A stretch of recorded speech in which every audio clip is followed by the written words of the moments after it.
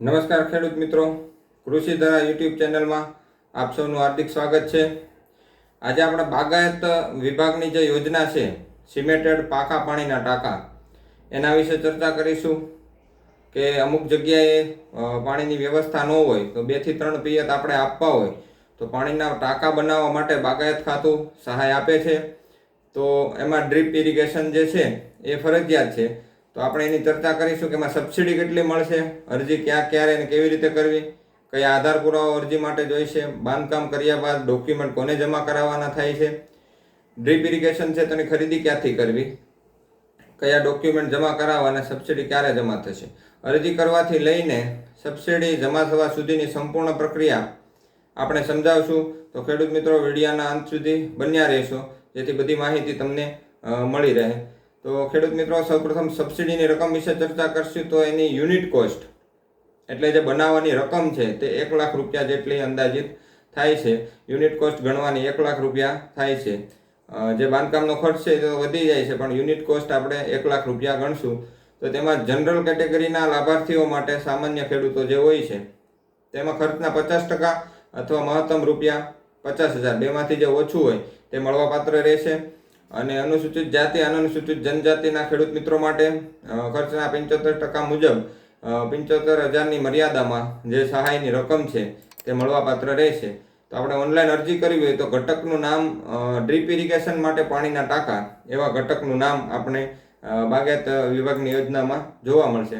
તો આપણે માપ સાઇઝની ચર્ચા કરીએ તો આપણે 25.5 એટલે 25.5 ઘન મીટરની ક્ષમતાવાળો આપણે ટાંકો બનાવવાનો છે। તો અંદાજિત આપણે કોટેશન આ ઇમેજમાં દર્શાવ્યા પ્રમાણે જોઈએ તો 4.2 મીટરનો જે છે તે આપણે ગોળાઈ રાખવાની એટલે વ્યાસ રાખવાનો છે અને 2 મીટરનું આપણે ઊંચાઈ રાખવાની છે। એટલે આપણું અંદાજિત 25.5 એટલે તમારી અનુકૂળતા મુજબ જે ગોળાઈ અને ઊંચાઈ આપણે રાખી શકીએ છીએ પણ અંદાજિત આપણે સમજવા માટે આપણે અત્યારે ઇમેજમાં જોઈ લઈએ। ઓનલાઈન અરજી આપણે CSC સેન્ટરે અથવા ગ્રામ પંચાયતના જે VC હોય તેની પાસે કરી શકીએ, સાયબર કાફે પણ કરી શકીએ અને પોતાની જાતે પણ અરજી થઈ શકે છે। તો પોતાની જાતે કઈ રીતના અરજી કરવી તેનો વિડીયો આપણે યુટ્યુબમાં અપલોડ કરી દીધેલો છે અને એની વિડીયોની જે લિંક છે તે આપણે ડિસ્ક્રિપ્શનમાં મૂકી દઈશું। એટલે એ વિડીયો ઉપરથી આપણે ઓનલાઈન અરજી આપણે જાતે પોતાના મોબાઈલથી કરી શકીએ છીએ। અરજી કરવા માટે જે ડોક્યુમેન્ટ જોઈએ તેમાં આધાર કાર્ડ નંબર જોઈએ છે, આધાર કાર્ડ સાથે લિંક મોબાઈલ નંબર, 7/12 અને બેંક ખાતાની વિગતો, આ બધી વિગતો અરજી કરવા માટે ડોક્યુમેન્ટ જોઈશે। અને ત્યારબાદ વધારાના ડોક્યુમેન્ટ જે છે જરૂરી તેમાં GGRC માન્ય જે ડ્રીપનો વર્ક ઓર્ડર હોય છે અથવા તો ટ્રાયલ રન રિપોર્ટ હોય છે એની નકલ અરજી કરતી વખતે ફરજિયાત અપલોડ કરવાની રહેશે।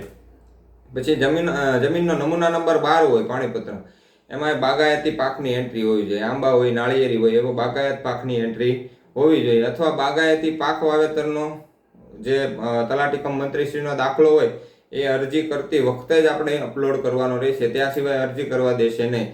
તો 27/3 થી 26 એપ્રિલ સુધી આ અરજીઓ ખુલ્લી રહેશે 1 મહિના માટે। તો ત્યારે આપણે અરજી કરી દેવાની રહેશે અને આ વખતે ડ્રો સિસ્ટમ છે એટલે કે 1 મહિનો સુધી બધા ખેડૂતો અરજી કરી શકશે અને ત્યારબાદ એનો ડ્રો થશે। ડ્રોમાં જે ખેડૂતોના નામ આવશે એનું પૂર્વ મંજૂરી મળવાપાત્ર રહેશે। એટલે 1 મહિનો સુધી અરજી ચાલશે એટલે છેલ્લા દિવસની રાહ જોયા વિના આપણે અરજી કરી દેવી જોઈએ।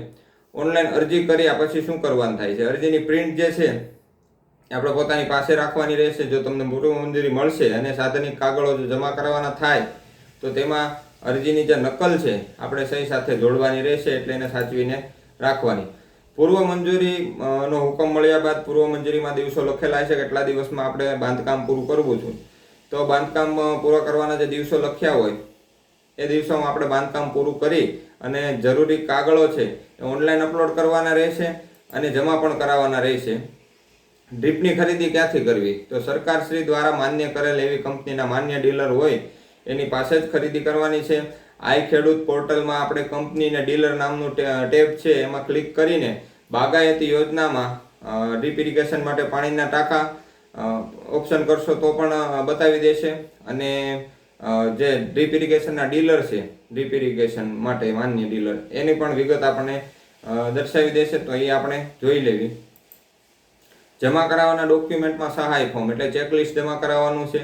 ઓનલાઈન અરજીની પ્રિન્ટ જમા કરાવવાની છે. તેમાં સંયુક્ત ખાતેદારો હોય તો તેના નામ અને તેની સહી, 8માં વધુ નામ હોય તો તેના નામ અને તેની સહી અને 2 સાક્ષીઓની સહી કરવાની રહેશે. પૂર્વ મંજૂરીનો હુકમ લઈ જવાનો રહેશે, જે બાગાયત વિભાગ દ્વારા તમને કુરિયર થ્રુ મળી જશે. પાકા બિલ GST વાળા હોવા જોઈએ અને મજૂરીના જે વાઉચર હોય એ આપણે જમા કરાવવાના રહેશે. 7/12/8 ટાંકાના ખર્ચના વ્યાજબીપણા માટે ગવર્મેન્ટ વેલ્યુઅર હોય અથવા તો તાલુકાના સર્વેયર હોય અથવા નરેગા યોજનાના સર્વેયર ગમે તે હોય, તેના ખર્ચ અંગેનું સર્ટિફિકેટ એટલે આપણે તારીખપત્ર રજૂ કરવાનું રહેશે. આધાર કાર્ડની નકલ, બેંક પાસબુકની નકલ અથવા કેન્સલ ચેક, જાતિનો દાખલો, SC ST લાભાર્થી ખેડૂત મિત્રો હોય તો તેને પોતાની જાતિનો દાખલો આપણે રજૂ કરવાનો રહેશે. દિવ્યાંગ ખેડૂત મિત્રો હોય તો તેને લાગુ પડતો હોય તેનો દાખલો આપણે જમા કરાવવાનો રહેશે. લાભાર્થીનો ફોટો ટાંકા સાથે એ આપણે 6x4ની સાઇઝમાં કઢાવવાનું રહેશે. અને જમીન નમૂના નંબર 12 છે એમાં પાણીપત્રકમાં બાગાયત પાકની એન્ટ્રી હોવી જોઈએ અથવા બાગાયતી પાક વાવેતર અંગેનો તલાટી કંપની મંત્રીનો દાખલો જે છે આપણે રજૂ કરવાનો રહેશે, જે આપણે અરજી કરતી વખતે પણ કઢાવવાનો હોય છે. એટલે એ તો આપણી પાસે દાખલો હોય છે.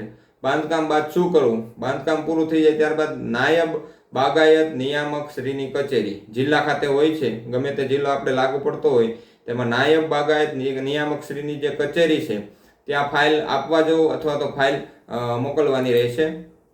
ત્યારબાદ આપણે ફાઇલ જમા થઈ જાય ત્યારે બાગાયતી અધિકારી શ્રી દ્વારા તેની જે છે ટાંકાની તે સ્થળ ચકાસણી કરવામાં આવશે. તો આપણે સંપૂર્ણ પ્રક્રિયા જોઈ લાભ લેવા માટેની.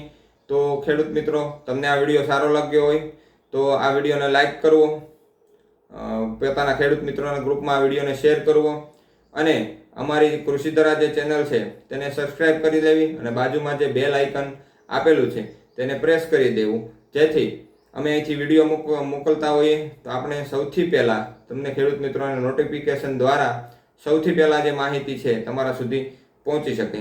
જય જવાન, જય કિસાન.